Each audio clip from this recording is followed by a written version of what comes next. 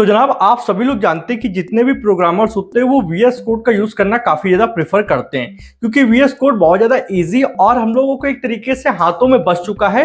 इसलिए जो नए बच्चे आते हैं वो भी वीएस कोड को ही चलाना चाहते हैं। पर बहुत से लोगों के पास लैपटॉप होता है तो अपना डाउनलोड करके यूज कर सकते हैं, पर कुछ बच्चों के पास मान लीजिए लैपटॉप या डेस्कटॉप नहीं है तो वो मोबाइल में भी वीएस कोड को चलाना चाहते हैं। पर एक्चुअल में होता क्या कि मोबाइल के लिए वीएस कोड बना हुआ नहीं है। मतलब अगर आप प्ले स्टोर पर जाकर देखेंगे तो आपको ओरिजिनल वीएस कोड नहीं मिलेगा। अब ओरिजिनल वीएस कोड ना मिलने का रीजन है क्योंकि वीएस कोड बना ही आपके कंप्यूटर और लैपटॉप के लिए था। तो बहुत से बच्चे सर्च करते हैं कि वीएस कोड को मोबाइल में कैसे चलाएं। उसके लिए बहुत सारी अलग अलग ट्रिक्स होती हैं, मैंने उस पर भी काफी वीडियोस बना रखी हैं। पर अब मैं आपको बता दूं कि कोई भी ट्रिक की जरूरत नहीं है, कोई भी कुछ भी करने की जरूरत नहीं है। सिंपली जैसे आप एक ऐप को ओपन करके चलाते हैं वैसे ही एक क्लिक में आपका वीएस कोड चलेगा। आपको कोई कमांड नहीं लिखनी, कोई टर्मिनल नहीं इंस्टॉल करना, कुछ भी नहीं करना है क्योंकि गूगल ने अब वीएस कोड को लॉन्च कर दिया है। अगर किसी के मन में क्वेश्चन आ रहा हो कि भैया आप तो बहुत होशियार बन रहे हो, माइक्रोसॉफ्ट का वीएस कोड है, आप गूगल का नाम ले रहे हो, तो माइक्रोसॉफ्ट ने वीएस कोड को बनाया है पर वीएस कोड जो प्रोजेक्ट है वो ओपन सोर्स है। तो ओपन सोर्स प्रोजेक्ट को किसी भी कंपनी यूज कर सकती है विदाउट अ प्रॉफिट, ठीक है। तो गूगल ने क्या किया, उसको एज आप बोल सकते हो ब्राउजर आईडीई, मतलब ब्राउजर के लिए आईडीई के तौर पर उसको लॉन्च किया है। अभी मैं आपको दिखाऊंगा। अब मोबाइल में आप बहुत ही आराम से वीएस कोड का यूज कर सकते हो और कोई भी प्रोग्रामिंग लैंग्वेज, कोई भी कोडिंग लैंग्वेज का यूज कर सकते हो, चाहे वो HTML CSS जावास्क्रिप्ट हो या फिर पाइथन हो या फिर आपके बैकएंड लैंग्वेज कोई भी हो, लाइक नोड.js हो गया या जेंगो हो गया, कुछ भी आप यूज कर सकते हो। वीडियो लास्ट तक देख लीजिएगा। अगर आपका वीएस कोड मोबाइल में चल जाता है देन ही आप वीडियो को लाइक करें और अच्छा सा फीडबैक लोगों के लिए दे दें, क्योंकि जो दूसरे लोग आते हैं वो कमेंट पे चेक करते हैं कि क्या ये वीडियो ओरिजिनल है या नहीं है। कमेंट से काफी ज्यादा ऑथेंटिकेशन मिल जाती है, ठीक है। अब ये समझिए कि अगर आपका नहीं चलता है देन ही आप आके कमेंट करिएगा कि भैया नहीं चल रहा है। पर गारंटी है कि अगर आप सही से प्रोसेस को देखेंगे, कुछ करना नहीं, सिंपल एक वेबसाइट है, लॉगिन करना हो जाएगा। इसमें अब कोई भी झंझट पहले वाला रहा ही नहीं है। तो चलते हैं, आपको मोबाइल स्क्रीन पे लेके चलते हैं, आपको दिखाते हैं कि कैसे यूज करना है, क्या चीजें आपको बस ध्यान में रखनी है। तो लेट्स गेट स्टार्टेड। तो जनाब हम लोग आ चुके हैं यहाँ पे मोबाइल की स्क्रीन पे। सबसे पहले आपको कोई सा भी एक ब्राउजर खोल लेना है। मेरा रिकमेंडेशन ये रहेगा कि आप क्रोम का यूज करें। क्रोम यूज करने पर आपको यहाँ पे सर्च टैब पे आना है। सर्च टैब पे आने के बाद में आपको यहाँ पे लिखना है प्रोजेक्ट IDX, ठीक है। आप ध्यान से देख सकते हैं प्रोजेक्ट IDX लिखने के बाद ये वेबसाइट आएगी। अब ये वेबसाइट एक्चुअल में गूगल की वेबसाइट है।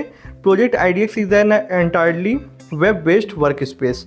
मतलब यहाँ पे कहने का है कि आप कोई भी एप्लीकेशन आपको डाउनलोड नहीं करनी, कोई सॉफ्टवेयर डाउनलोड नहीं करना है, चाहे वो आपका लैपटॉप या कंप्यूटर हो या मोबाइल हो, आप दोनों में ही इस वेबसाइट पे आप एक ब्राउज़र के थ्रू यूज़ करते हुए प्रोग्रामिंग कर सकते हैं। कोई भी वेब डेवलपमेंट अगर आप कर रहे हैं तो वेब एप्लीकेशन बना सकते हैं। ये चीज़ इस प्रोजेक्ट IDX का एक तरीके से मोटिव है। इसको क्लिक करते हैं इस तरीके का आपके सामने पेज खुल के आएगा।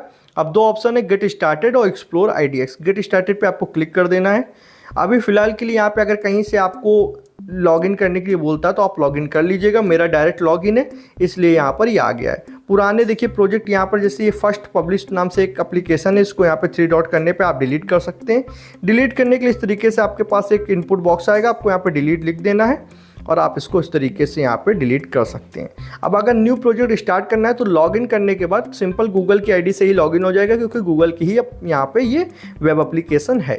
आपको यहाँ पे सी ऑल टेम्पलेट्स वाला ऑप्शन दिख रहा है, इस पर आपको क्लिक कर देना है। क्लिक करने के बाद अब देखिए लेफ्ट साइड में आपको web application, backend, mobile, AIML, database और मिसलिनियस सारे ऑप्शन मिल जाते हैं। अब वेब एप्लीकेशन में कौन सी फ्रेमवर्क यूज़ होती है, जैसे एंगुलर हो गया, रिएक्ट आपकी लाइब्रेरी हो गई, एस्ट्रो हो गया, नेक्स्ट.js हो गया, या सिंपल आप HTML CSS जावास्क्रिप्ट का भी यूज़ कर सकते हैं। बैकएंड में अगर आप आते हैं तो बैकएंड में आप गो का यूज़ कर सकते हैं, पाइथन में फ्लास्क का, पाइथन में जेंगो का यूज़ कर सकते हैं।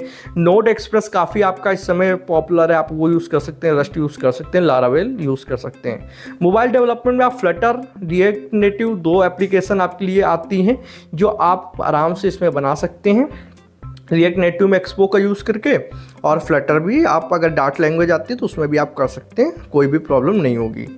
ओके, तो एप्लीकेशन भी बन जाएंगी। AIML में क्या क्या आपको मिल जाएगा, LangChain जैसे आपको फ्रेमवर्क्स मिल जाती हैं, जेमिनी का API वर्जन आपको मिल जाएगा, ठीक है, फायरबेस मिल जाएगा जो गूगल का है, और भी काफ़ी सारी चीज़ें ये लोग इंक्लूड करेंगे। अभी ये क्या है, बीटा वर्जन पे। बीटा वर्जन में जब भी कोई प्रोजेक्ट होता है आप देख सकते हैं तो वो थोड़ा बहुत बगी होता है, चीज़ें इंप्रूव हो रही होती हैं, कुछ लेटेस्ट चीज़ें आ भी रही होती हैं। अब मान के चलिए 2-4 मंथ में ये बिल्कुल परफेक्ट बना दिया जाएगा, क्योंकि गूगल काफ़ी फास्टली काम करता है अपनी एप्लीकेशंस पे। डेटाबेस में आपको पोस्टग्रेस मिल जाता है, माइस्क्यूएल मिल जाएगा, प्रिज्मा मिल जाएगा, ये सारी चीज़ें मिल जाती हैं। मिसलेनियस पे आप आते हो तो कुछ चीज़ें और आपको यहाँ पे मिल जाएंगी, जैसे आप रिएक्ट का यूज़ करके गूगल मैप ऑथेंटिकेशन नहीं बोलेंगे उसको, गूगल मैप इंक्लूड करना या इंटीग्रेट करना बोल सकते हैं। वेब एप्लीकेशन में आप सबसे पहले मान लीजिए यहाँ पे रिएक्ट यूज़ करना है, तो रिएक्ट को आप डेमो ले लीजिए, ट्यूटोरियल कोई ना कोई देख सकते हैं। मैंने भी काफ़ी सारे ट्यूटोरियल अभी रिएक्ट पे बनाने की सोच रहा हूँ। तो उस पर आपको क्या करना है, जैसे इंस्टॉल करते हो सेम वही प्रोसेस से इंस्टॉल करना है, इसमें सारे फीचर मिलेंगे। एग्जाम्पल के लिए अगर मैं सिंपल HTML CSS जावास्क्रिप्ट को लेकर चलूँ, क्योंकि इसमें डेमो दिखाना ईजी रहेगा। नहीं तो रिएक्ट में क्या है, पहले आधा घंटा तो सिर्फ रिएक्ट को इंस्टॉल करने में ही आपको दिखाना होगा कि कैसे क्या होता है, तो वो चीज़ में आपका टाइम जाएगा। अगर मैं सिंपल HTML जावास्क्रिप्ट का यूज़ करता हूँ तो जल्दी डेमो आपको दिखेगा कि कैसे VS कोड यहाँ पे काम कर रहा है। मोटिव ये है कि हमारा VS कोड कैसे यहाँ पे होगा।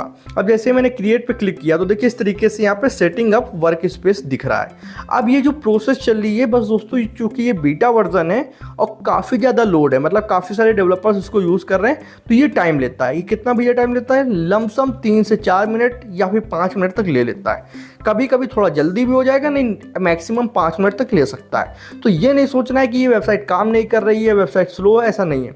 ये क्या करते हैं, पूरा आपका एक वर्क स्पेस सेटअप करते हैं, सारे एनवायरनमेंट वेरिएबल्स को इनिशियलाइज करते हैं और पूरा एनवायरनमेंट एक तरीके से रेडी करते हैं आपका कोड करने के लिए। एक बार ये सेटअप हो गया देन आपको कोई भी प्रॉब्लम नहीं होगी, आप आराम से कोड कर सकते हैं। आपको सारी चीज़ें जैसे VS कोड में होती हैं वैसे यहाँ पे होंगी। क्योंकि यहाँ पे आप इस तरीके से यूज़ कर रहे हो, अब मान के चलते हैं कि HTML का तो कोई खास यहाँ पे कंपाइलर या फिर आप बोल सकते हो इंटरप्रेटर नहीं होता है, वो ब्राउज़र बेस एक तरीके से स्ट्रक्चर लैंग्वेज है, आप यूज़ कर लेते हो। पर अगर यहीं यहाँ पे जेंगो का यूज़ कर रहे हो या नोड एक्सप्रेस का यूज़ कर रहे हो तो काफ़ी सारी चीज़ें पहले से इनको रेडी करनी पड़ती हैं, इसलिए वो चीज़ के लिए टाइम लेते हैं। तो देखिए यहाँ बात करते करते इन्होंने ये चीज़ को ओके कर दिया है, बस ये स्टार्ट होने वाला है। कभी कभी 4-5 मिनट ले लेते हैं तो आपको टाइम देना ही पड़ेगा, उसमें कोई ऑप्शन नहीं है। अब इस तरीके की विंडो खुल के आई है। ऐसे में मैं आपको यहाँ पर सजेशन यही दूंगा कि आपको करना क्या है, एक माउस का यूज़ कर लें, माउस लगा कर चीज़ें चलाएंगे बहुत आराम से स्मूथली चलेंगी। बट अगर आप इस तरीके फिंगर से अगर सोच रहे हैं तो थोड़ा सा मोबाइल में आपको पहले तो हॉरिजॉन्टली करना होगा, अभी मैं कर रहा हूँ आपको दिखाऊंगा, और माउस से काफ़ी ज़्यादा इजी हो जाती हैं चीज़ें। अगर आपके मन में क्वेश्चन ये आ रहा है कि भैया आप माउस से क्यों लगा के नहीं समझा रहे हो, तो एक्चुअल में होता क्या है कि मोबाइल में मैं जिस माइक का यूज़ करता हूँ वो Type-C का है और माउस भी Type-C पे ही आप कन्वर्ट करेंगे, USB लगा के, OTG लगा के, तो दोनों चीज़ एक साथ कनेक्ट नहीं हो सकती हैं। अब मैं इसको क्या करता हूँ, वर्टिकल से हॉरिजॉन्टल मोड पे लेके जाता हूँ, आपको समझाता हूँ कि फीचर्स क्या हैं। अगर आपने VS कोड कभी भी यूज़ किया तो सारे फीचर्स आपको देखने को मिलेंगे, थोड़ा बहुत चेंजमेंट होता है। इस तरीके से हॉरिजॉन्टल मोड पे घुमाया, अब आप देख सकते हो कि काफ़ी ज़्यादा फीलिंग आ रही है। हो सके अगर आपके पास थोड़ा ज़्यादा स्क्रीन बड़ी हो या अगर आपके पास टैबलेट है तो ज़्यादा अच्छे से दिखेगा। इसमें एक चीज़ आपको नई ये देखने को मिल रही है कि क्या करते हैं कि जैसे आप ओपन मतलब कोई भी फाइल है, HTML की फाइल है, तो उसको ब्राउज़र पे ओपन करते थे या लाइव सर्वर का इंस्टॉल करते थे। यहाँ पे आप डायरेक्ट यहाँ पे अगर कुछ भी चेंजमेंट करते हो तो वहाँ पे आपको दिखेगा। जैसे मैं यहाँ पे शुभम लिखता हूँ इस तरीके से, और यहाँ पे देखिए अभी तो लेटेस्ट वर्जन है, काफ़ी अच्छे वर्क करेगा। और यहाँ पे जैसे रिफ्रेश करेंगे शुभम वर्ड इस तरीके लिख के आया। तो अब आप डायरेक्ट भी इसका प्रीव्यू देख सकते हो। पर अगर आपको नहीं चाहिए, मान लो आप चाहते हो कि नहीं मैं लाइव सर्वर का ही यूज़ करूँगा, तो ये टैब को हटा दो इस तरीके से, अब ये आ गया। अब लेफ्ट साइड में देखो index.html फाइल दिख रही है, main.js दिख रही है, style.css दिख रही है और readme md फाइल दिख रही है। अब देखो यहाँ पे सबसे बड़ी प्रॉब्लम, यहाँ पे जब आप फिंगर्स का यूज़ करते हो तो ये आती है कि मान लो कोई फाइल डिलीट करनी है, तो इस तरीके से डिलीट करने में आपको ऑप्शन नहीं दिख रहे हैं। यहीं पर अगर माउस होता तो माउस में जैसे ही आप लगाओगे और माउस का राइट क्लिक दबाओगे तो आपको ऑप्शन मिल जाएंगे, क्योंकि लैपटॉप में बेस ये पूरा सिस्टम होता है। माइक्रोसॉफ्ट जब इसको VS कोड को बना रहा था तो लैपटॉप के लिए बना रहा था, तो उसने कुछ चीज़ें कुछ ऑप्शंस मोबाइल के लिए रखी नहीं है। अब गूगल ने क्या किया है कि उसको उठाया है, अपने इसमें इंटीग्रेट किया है, पर कुछ चीज़ें भी डालना है, मतलब इसमें ये तो डाला नहीं है फिर डालने को भूल गया है, तो धीरे धीरे वो लोग देखेंगे, चीज़ों को समझेंगे तब करेंगे। अभी देखिए index.html है तो ये डिलीट नहीं हो रही है, ऐसे आप डिलीट कर भी नहीं सकते हो। आपको माउस लगाना होगा, माउस के राइट क्लिक जैसे दबाओगे आपको सारे ऑप्शंस मिल जाएंगे। किसी भी फाइल को आप एक्सपोर्ट कर सकते हो, डाउनलोड भी कर सकते हो, वहाँ पे ऑप्शन मिल जाता है, मैंने देखा है और तभी मैं आपको बता रहा हूँ। बाकी जो मेन सेटिंग्स हैं वो मैं आपको समझाता हूँ। जैसे आप टैब इस तरीके से स्विच कर सकते हो, काफ़ी सारे टैब्स आप यहाँ पे ला सकते हो ऐसे, ठीक है। ओके, ये ऊपर IDX का फोल्डर मिलता है, उससे आपको छेड़छाड़ नहीं करनी, वो इनका खुद का कोड है इस चीज़ को चलाने के लिए। अब मान लीजिए ये सर्च वाला टैब मिलता था VS कोड में, हाँ ये आपका एक तरीके से आप अगर कोई गिटहब है या गिट को इनिशियलाइज कर रहे हो, कोई रिपोजिटरी को कनेक्ट करना चाहते हो कर सकते हो, ठीक है। आपको उसके बाद यहाँ पे डिबगिंग का मिल जाता था ऑप्शन, ठीक है। अब आपको 4th नंबर पे आपको कि भैया एक्सटेंशन कैसे डाउनलोड करेंगे वो तो यहाँ पे दिख नहीं रहा है। 3 डॉट पे क्लिक करोगे तो प्रोजेक्ट IDX से क्लिक है, उसके ऊपर एक्सटेंशन लिखा है, एक्सटेंशन पे जाना। अब ये एक्सटेंशन वाला ऑप्शन आ गया है। यहाँ पे कुछ पॉपुलर दिखाएगा भी, ठीक है, मैं दिखाता हूँ। ये देखिए पॉपुलर, जैसे पाइथन के लिए हो गया, जुपिटर हो गया, ये सब पॉपुलर एक्सटेंशन दिखा रहा है। पर मान लो आपको लाइव सर्वर सबसे पहले ही इंस्टॉल करते हो आप लोग, जब कभी भी VS कोड डाउनलोड किया जाता है तो लाइव सर्वर पर जैसे मैंने सर्च किया तो ओरिजिनल वाली लाइव सर्वर ये वाली रही। तो आप देख सकते हो कि ये लाइव सर्वर आपको दिख रही है। इंस्टॉल के बटन पर क्लिक करते ही इंस्टॉलिंग होगी और जस्ट अ सेकंड आप देख लो कि ये आपका जो अभी तक पहले जो ट्रिक्स थी किसी भी VS कोड को चलाने की, मैंने भी काफ़ी सारी ट्रिक्स बताई हैं, उसमें अक्सर क्या होता था कि जब आप कोई एक्सटेंशन डाउनलोड करते हो वहाँ वो फेल हो जाता था, क्योंकि एक्सटेंशन होगा कहाँ एक्चुअल में। पर इसमें देखो फेल नहीं हुआ, इंस्टॉल हो चुका है आपके सामने। अब देखो यहाँ पे सेटअप भी इसने कर लिया है।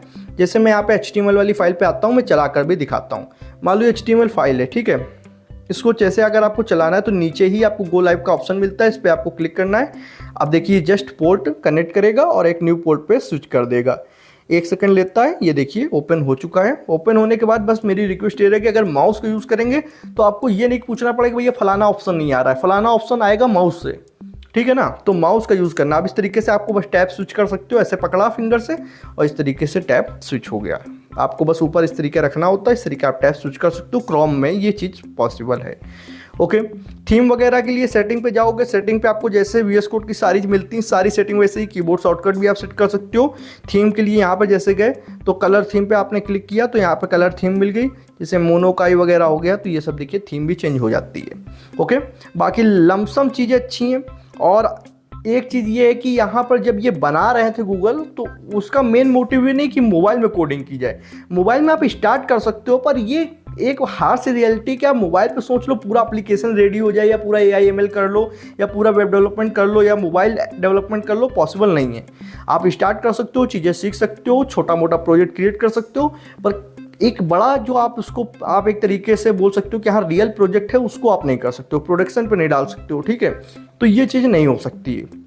बट इसी चीज़ को यही आपकी जो ये IDX है, प्रोजेक्ट IDX है, इसको बनाया इसलिए गया है कि जैसे किसी किसी का लैपटॉप बहुत पुराना होता है, उसके पास उतना पावर नहीं है AI/ML की एप्लीकेशन या मोबाइल डेवलपमेंट की एप्लीकेशन को रन करने के लिए, तो वहाँ पर VS कोड की सॉफ्टवेयर की जगह आप यहाँ पर काम कर सकते हो। तो सारा लोड इनके सर्वर पे होगा, ना कि आपके कंप्यूटर पे। तो एक थर्ड क्वालिटी का भी अगर लैपटॉप है तो उस पर भी बहुत ईजी तरीके से आप डेवलपमेंट कर सकते हो और आपको ज़्यादा उसमें प्रॉब्लम देखने को नहीं मिलेंगी।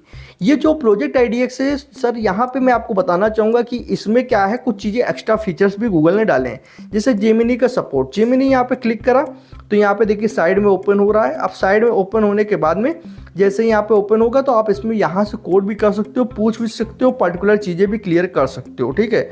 ऊपर भी आपको ऑप्शन मिलता है जेमिनी का, ऊपर भी क्लिक करने पे आप जैसे explain selected code, add command for selected code, do anything with selected code, generate unit test, ये सब आप करा सकते हो। चैट विद जेमिनी ये सब भी करा सकते हो।